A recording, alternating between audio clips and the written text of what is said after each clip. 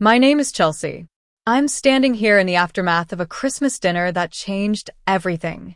The room is silent, the air thick with tension. My sister, Lily, has just bared her soul, revealing the dark secrets of her marriage to Ethan. And my parents, for the first time, are seeing him for who he really is. Let me take you back to how we got here. 5 years ago, I brought my husband, Leo, home for Thanksgiving. Leo is a talented carpenter, and he'd spent months carving a beautiful rocking chair for my parents. When we arrived at my parents' house, my mother's smile faltered when she saw Leo. "You must be Leo," she said, eyeing the chair dismissively. "Oh, that's rustic. Ethan got Lily a Tiffany necklace last month." I felt Leo's hand tighten in mine for a moment, but then he composed himself. "It's nice to meet you, Mrs. Thompson," he said. My father, ever the practical man, then asked about Leo's career. "Carpentry, is that sustainable? Do you have a pension plan?" Before Leo could answer, Ethan's sleek BMW pulled into the driveway. Lily stepped out, looking every bit the part of a successful man's wife in her designer clothes. Ethan followed, tall and confident, a rising star at a top-tier law firm. My mother's face lit up. "There they are. Ethan, you look wonderful. How's the partnership track going?" Ethan flashed his perfect teeth. "Should know by spring." My father clapped him on the back. "That's my boy." Over the next few years, the pattern continued. Every holiday, my parents would shower Ethan with praise and compare Leo unfavorably. 2 weeks before last Christmas, my mother called to tell me that Lily and Ethan had bought a mansion in the suburbs. "It's what success looks like, Chelsea. I just wish you'd aimed higher. Leo is nice, but you settled." I didn't respond. I knew arguing was pointless. Through the window, I saw Leo looking up from his workbench. He'd heard the conversation.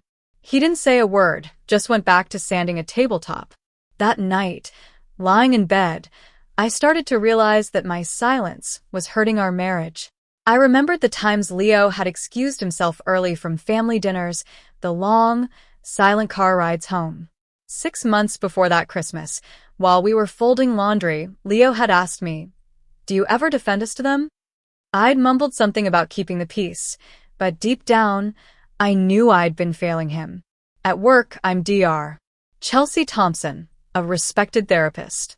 One day, I was counseling a patient who was in an abusive relationship. I told her, "When you stay silent about mistreatment, you teach yourself that you're not worth protecting." The words hit me like a ton of bricks. I was giving advice I hadn't followed in my own life. That evening, I decided that this Christmas, I wouldn't stay silent anymore. On Christmas Eve, Leo and I arrived at my parents' house. The place was decorated beautifully, but the atmosphere was tense. Ethan greeted us with a condescending smile. "Little sister, still saving the crazy people." My mother laughed, though there was an edge to it. During dinner, the conversation was a minefield.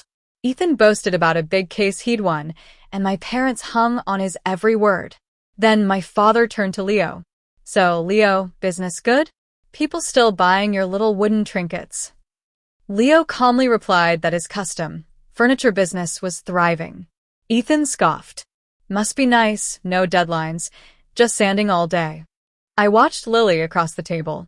She was picking at her food, looking pale and thin. When my mother commented on her weight, Ethan said she was on a diet for New Year's. But I saw the flash of fear in Lily's eyes. I'd seen that look in my patients countless times.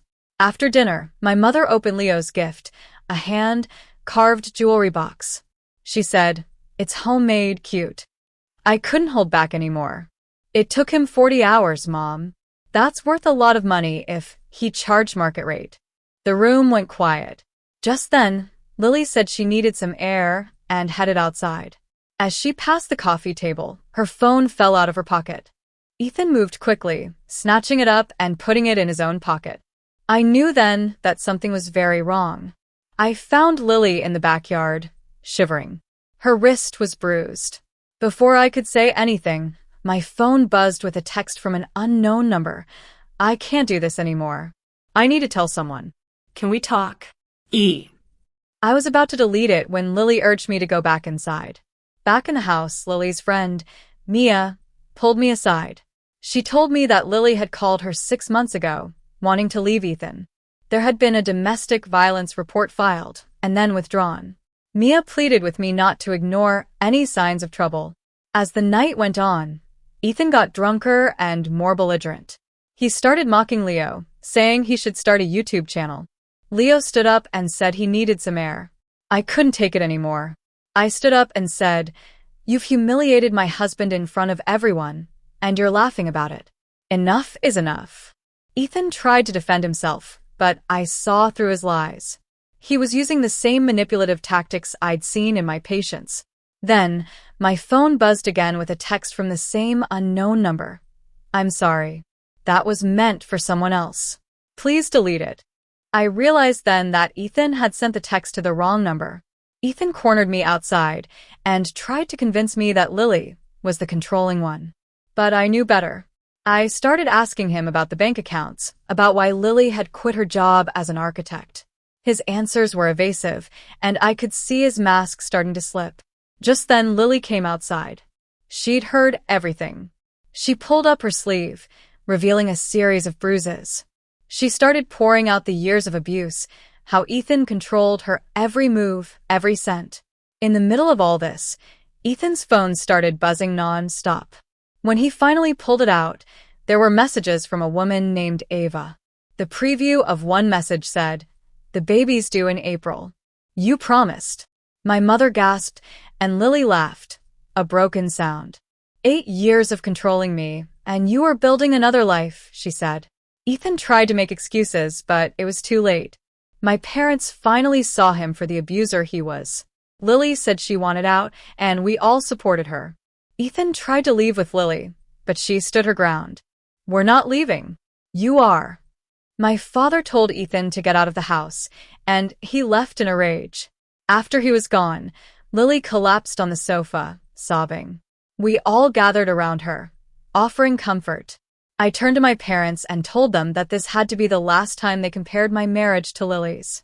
I said that Leo was the one who made me feel safe and loved, and that was more valuable than any high-paying job or big house. My mother finally apologized, saying she'd been scared I'd struggle like she and my father had in the past. She even showed me a letter Leo had written to them years ago, explaining his work and his love for me. She'd read it but had been too proud to admit she was wrong. In the following months, things started to change. Lily filed for divorce, and with Mia's help, she found a great lawyer. Ethan's reputation in the legal community was shattered when Ava went to HR with her story. Leo's furniture project for a boutique hotel chain was a huge success. When my father saw an article about it in a magazine, he called Leo and told him how impressed he was. At the March conference, I stood at the podium, presenting my research on coercive control in family systems. I looked out and saw Leo, Lily, and my parents in the audience. It was a moment of vindication. Now, as I sit in our small but cozy living room, I look at the rocking chair Leo made 5 years ago. My mother sent it back with a note saying it always belonged with us. Leo is in his workshop, and I can hear the gentle sound of sanding. It's a sound that represents home, love, and the new, found strength in our family. Our family isn't perfect, but we've learned to set boundaries and stand up for what's right. And I know that no matter what, we'll be okay.